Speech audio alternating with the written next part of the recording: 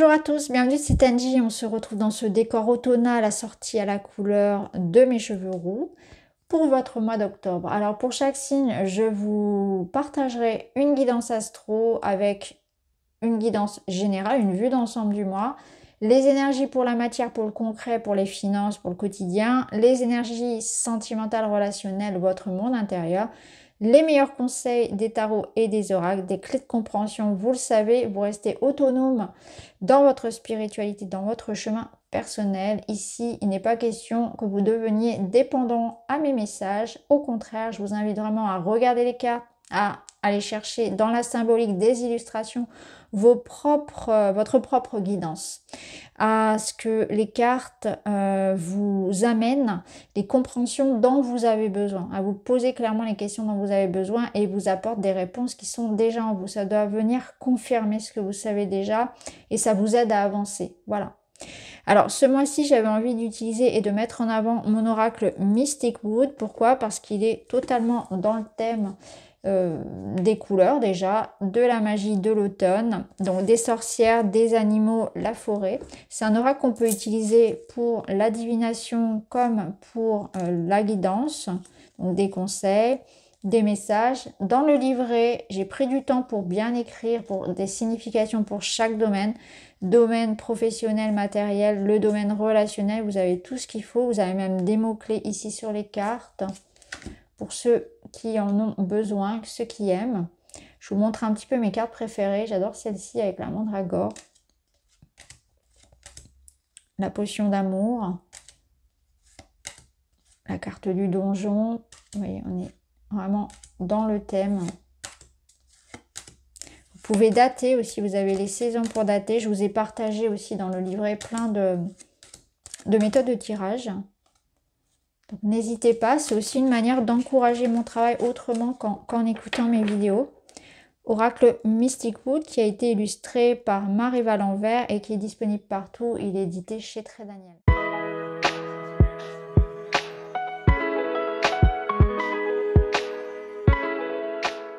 Bienvenue les Sagittaires dans votre tirage du mois d'octobre. On va l'explorer ensemble avec les oracles et le tarot. Quels sont les messages et les conseils pour vous ce mois-ci? Premier message ici, vous avez dansé sous la pluie. Alors c'est une invitation à ne pas vous laisser abattre au moindre imprévu, à la moindre difficulté, à persévérer dans votre objectif. Ça sous-entend que ce que vous voulez ce mois-ci sera peut-être parfois contrarié par des énergies que vous ne contrôlez pas, parce qu'elles sont à l'extérieur de vous et vous n'avez aucune maîtrise de cette situation-là. Donc, quelque part, ça vous invite à relativiser aussi les petits tracas du quotidien, les petites choses, à rester vraiment dans un état d'esprit, on va dire, engagé, positif, optimiste, à vous focaliser sur ce qui va bien plutôt que sur le négatif pour essayer de vraiment toujours de garder le cap. Parce que danser sous la pluie, ça veut dire que voilà, il y a une sorte d'impermanence en fait dans les énergies de ce mois d'octobre et que parfois ça va aller très bien pour vous, ça va être très rapide, très fluide. Et puis parfois il y aura des jours un petit peu plus gris, on va dire, et il ne faudra pas que ces jours-là finalement vous fassent perdre le fil de votre objectif. La trêve. Ici, il est question de prendre le thé. Donc la trêve, elle peut vous parler déjà d'une manière de, comment dire, de gérer votre énergie. Je pense qu'ici, on vous dit attention à ne pas être dans une obsession du faire, de l'action, à pas se mettre trop de pression.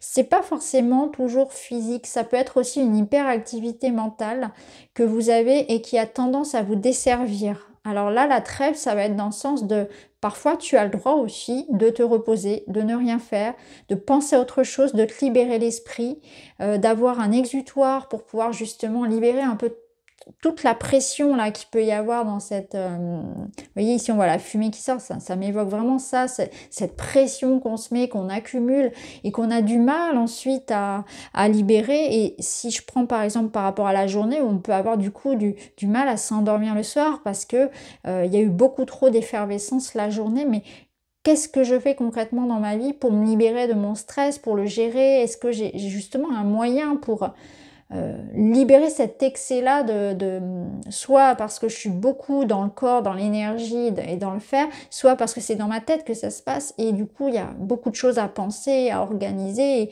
trop de pression aussi que je me mets. Ça peut être ça. Donc trouver un moyen quelque part de libérer un peu toutes ces tensions dans le corps, toute cette pression dans la tête, tout ce stress. On se calme, on se détend, voilà, ça peut être l'activité physique pour certains, pour d'autres ça va être autre chose, ça peut être une activité manuelle, la lecture, prendre un bain, je ne sais pas, vous trouverez un moyen, j'en suis certaine, en tout cas de libérer toute cette pression qui repose sur vos épaules. La trêve, ça peut être aussi l'idée qu'il est temps d'enterrer la hache de guerre avec quelqu'un. Il est temps de peut-être libérer une colère que vous ressentez et qui vous ronge, du ressentiment. Voyez, est-ce que vous ressentez ça, cette colère, cette rancœur, ce ressentiment pour quelqu'un ou de manière comme ça, générale, c'est une énergie, en tout cas un ressenti que vous avez, un sentiment, une émotion qui est assez présente, de manière vraiment très fréquente et qui vous bouffe quelque part.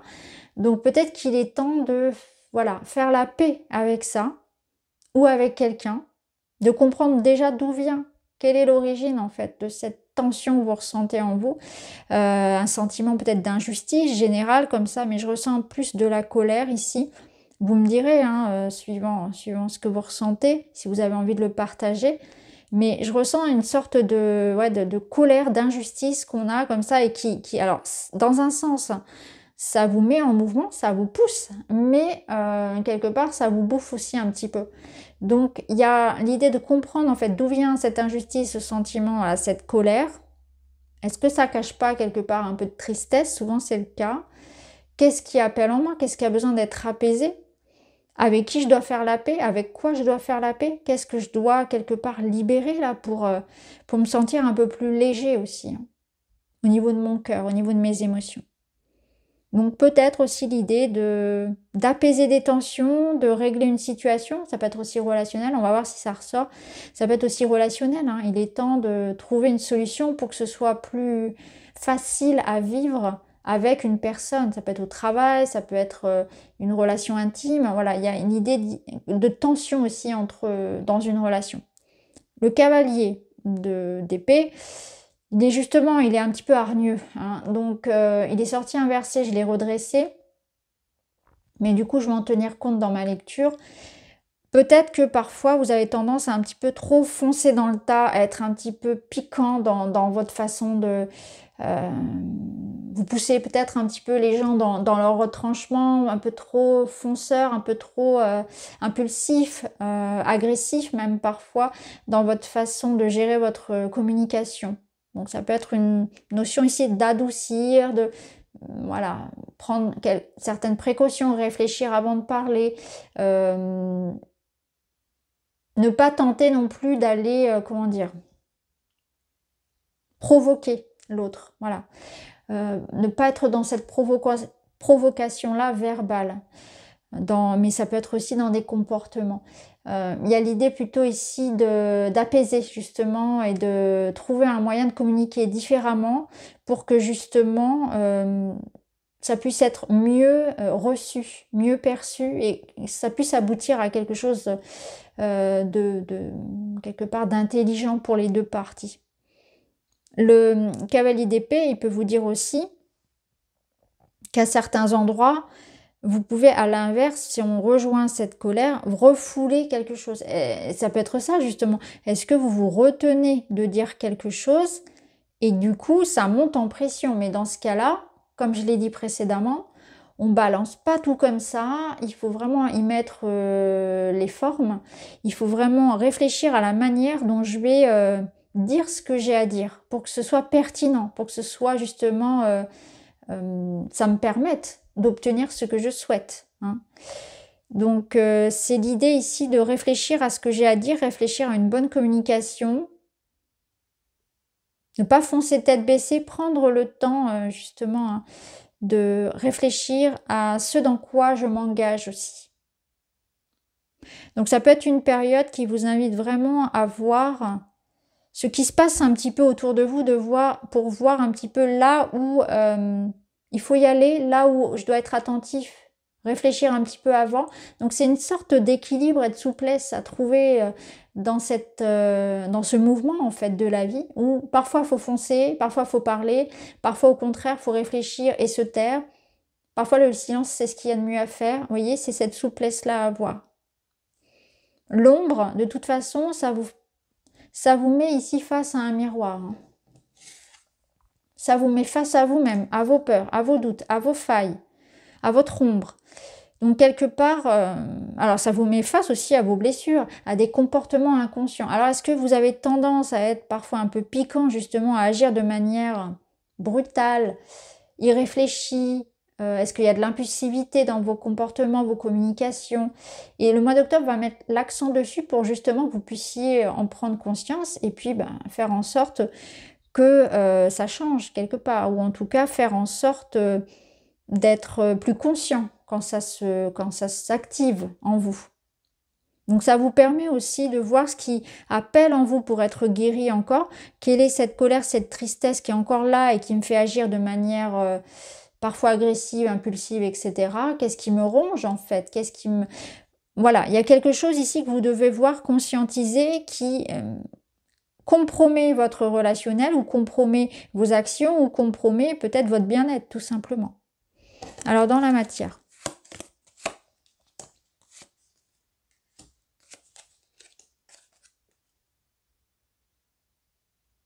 Dans la matière, ici, on a l'idée d'une invitation à voir le côté positif des choses. Voilà. Il y a un côté ici, victimisation. Comment dire? Voir tout en noir. Déception, pessimisme, négativité. Qu'on vous invite à libérer parce que quelque chose ici arrive et il va falloir être dans cette ouverture. Ici, il y a quand même des communications, des démarches qui sont en train de se mettre en place. Alors, soit on vous invite vraiment à être dans l'accueil de ce qui se propose à vous, même si ça ne correspond pas forcément à ce que vous avez demandé, mot pour mot, ou bien parce que ce changement qui arrive, c'est quelque chose que vous n'avez pas choisi et que vous êtes dans l'idée de subir.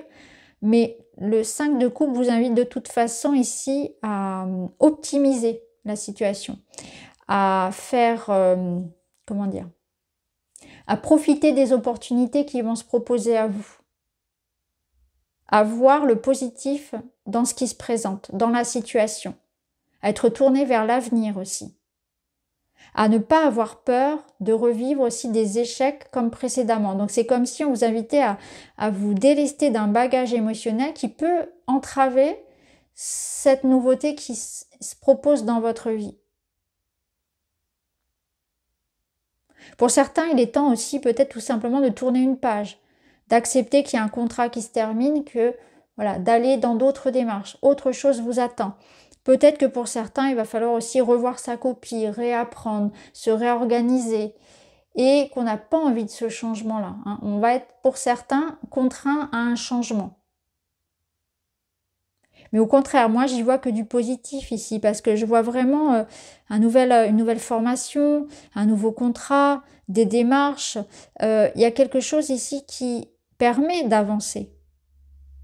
Peut-être que ce 5 de coupe, c'est l'énergie dans laquelle vous étiez, pour d'autres, et on vous dit que là, vous allez pouvoir en terminer avec ça, clôturer un chapitre pour repartir sur de nouvelles bases. Donc, vous avez peut-être été dans une situation professionnelle, financière ou dans votre quotidien, par exemple dans votre logement, quelque chose qui, quelque part, était en souffrance, qui se termine enfin. Et là, les choses sont actées. On sent l'espoir renaître. On sent que quelque chose de concret arrive et va pouvoir nous redonner le sourire, nous redonner un élan. On voit que c'est quelque chose de palpable qui arrive maintenant. On voit des échanges, des communications, des contrats. Et c'est le moment. Ça peut être aussi le bon moment pour faire un point sur votre vie, notamment donc pour une reconversion. Est-ce que je suis encore bien là où je suis? Est-ce que je suis encore bien dans mon poste? Parce que ça peut être le moment de prendre les choses en main, justement, hein, et d'en communiquer avec sa direction, de voir ce que je peux changer éventuellement concrètement, de voir si je peux me réorienter, si je peux adapter. Vous voyez, il y a une prise de hauteur, une réflexion qui sont là, en fait, par rapport à tout ce qui, dans votre vie, ne vous convient plus. Alors, dans le relationnel, c'est très beau. Il y a un déblocage. Waouh, c'est très très beau ça. Regardez, on avait l'encre. Donc l'encre, si vous voulez, c'est une énergie où c'était statique, immobile, à l'arrêt, bloqué. Et là, on fonce. Avec ma petite éclaireuse, elle fonce à toute vitesse. Donc il y a quelque chose qui vous permet un déblocage, une évolution. On soulève un poids. Il y a un mouvement. Donc ça peut être un mouvement physique, un voyage, un déplacement, une rencontre. L'idée d'aller retrouver quelqu'un, l'idée peut-être, vu qu'on a ici les noces magiques, ça peut être un accord. Vous voyez, on a encore cette idée de papier, de concret, de quelque chose de palpable dans lequel, qui apporte un mouvement. Donc, est-ce que vous prévoyez un voyage, un déménagement, un mouvement, un engagement aussi? Parce que le 2 de bâton, c'est deux énergies qui vont se mettre à l'unisson. Donc on va dans la même direction avec une personne. Ça peut être, on est enfin d'accord sur ce que l'on souhaite. On rencontre quelqu'un qui a les mêmes envies, les mêmes désirs que nous. Vous voyez, on va dans le même sens, dans la même direction, on regarde dans la même direction. Ici, on est dans une réflexion aussi. On fait des projets d'avenir à deux. On voit que ça bouge dans le sens où il y a un engagement qui est concret ou qui se fait dans un désir commun, qui se fait dans une réflexion, dans une vision de l'avenir. Je m'engage vers quelque chose qui me porte, vers quelque chose que j'ai envie de faire. J'arrête d'attendre, j'agis. Je m'engage avec l'autre. Je rencontre quelqu'un qui a les mêmes projets d'avenir que moi. Je communique. J'écoute les désirs de mon cœur. Je me rapproche de quelqu'un aussi. Je me rapproche. Je m'unis. J'ai le désir de faire bouger mon couple, de faire bouger ma relation. On en parle, on réfléchit à ce qu'on pourrait faire pour que ça avance entre nous. Donc on fait des projets d'avenir ensemble, on se projette, on rêve ensemble. On se sort les mains des poches pour certains pour agir, pour justement aller vers cette rencontre. Donc pour les célibataires, il y a peut-être aussi l'idée justement de trouver ce qui en moi faisait que je ne rencontrais pas la personne, faisait qu'il y avait un blocage, ça peut être ça. Je suis ouvert à la rencontre, je suis ouvert à la négociation, je suis ouvert à l'autre. Je regarde vers l'avenir. Je me sens prêt à m'investir. Donc on est prêt ici à s'investir, à se retrouver. On regarde dans la même direction. Et on sent cette énergie de mouvement, de situation qui avance.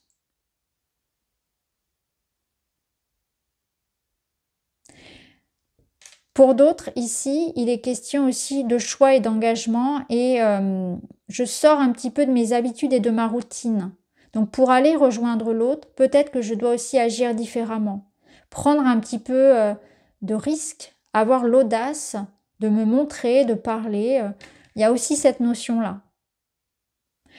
Pour certains, je sens quelque part qu'il va se passer quelque chose d'unique dans votre vie parce que vous allez oser faire quelque chose là que vous n'avez jamais fait auparavant. Il y a un petit côté folie, imprévu, très agréable, positif. Ça peut être aussi une personne qui vienne dans votre vie, qui arrive et qui ramène cette énergie de coup de folie, de rencontre surprise, d'imprévu. Un petit voyage sur un coup de tête. Il y a ce côté coup de tête, imprévu, surprise, assez satisfaisant. Alors la finalité, c'est très beau puisque vous avez la lumière, qui est l'une des meilleures cartes du jeu, qui parle d'abondance, de succès, de clarté. Et avec le page d'épée, c'est ça. Il y a un message, il y a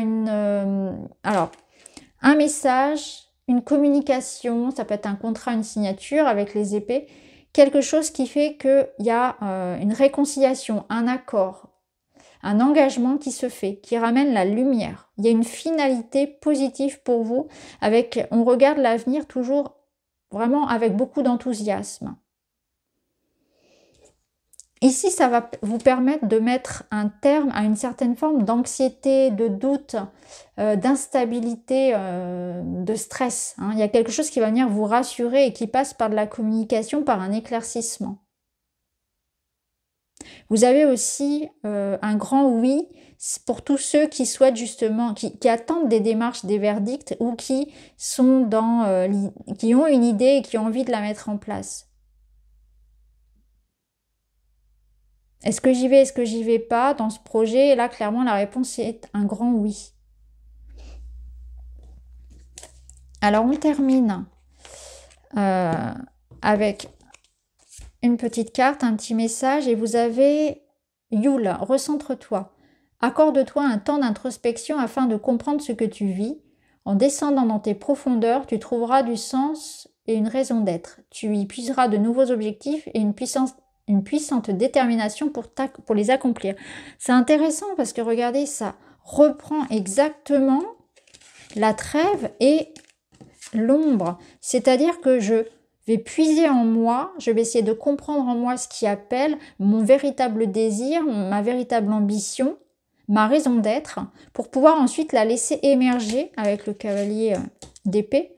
Donc je vais d'abord prendre un temps pour savoir où j'en suis et ce que je veux vraiment, pour pouvoir ensuite le mettre en place dans la matière. Voilà pour vous les amis Sagittaires, j'espère que ça vous parle. Je vous embrasse, je vous dis à très vite.